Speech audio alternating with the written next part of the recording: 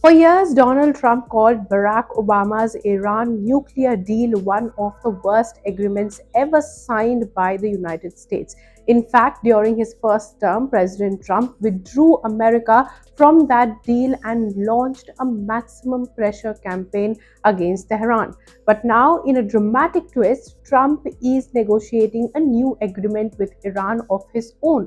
And he's insisting that this deal is completely different from Obama's. And he says it's going to be much better than that. So, what exactly is the difference? First, let's understand Obama's deal.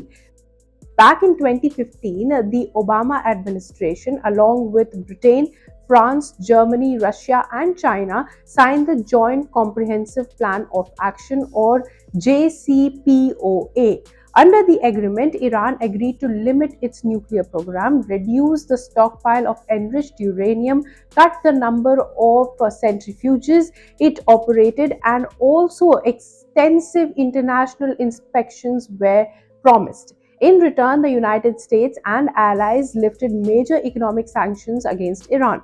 The idea was simple: make it much harder for Iran to build a nuclear weapon while bringing it into the global economy. Trump, however, never liked that deal. He argued that the deal only delayed Iran's nuclear ambitions instead of permanently stopping them.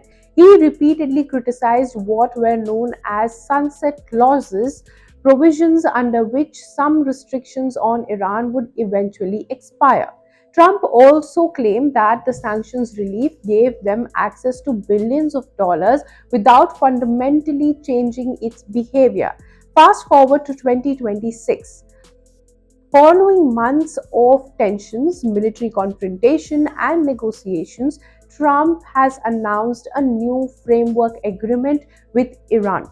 According to Trump, the New Deal states loud and clear that Iran will never obtain a nuclear weapon. He says that this agreement blocks Iran's path to a bomb rather than simply delaying it. The Trump administration says that there are three major differences.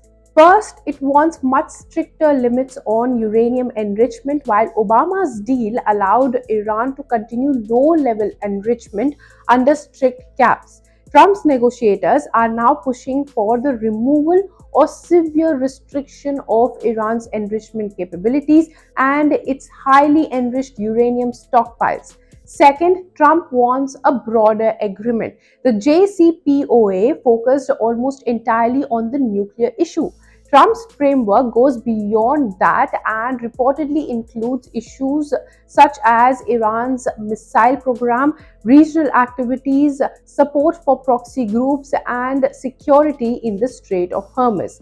And third, Trump also says that any sanction relief will be linked directly to Iran's compliance. His administration argues that economic benefits will come only if Iran meets specific conditions and continues to follow that agreement. But critics are not convinced.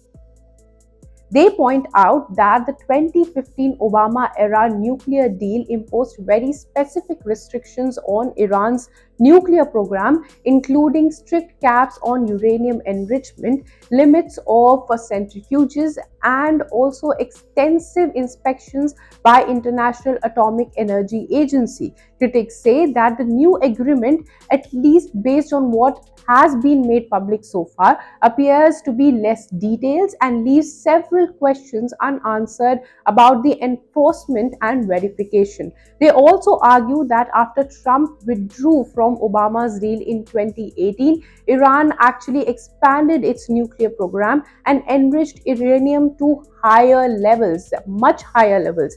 As a result, some analysts believe that the current agreement could end up accepting conditions that are not dramatically different from those that Trump once criticized.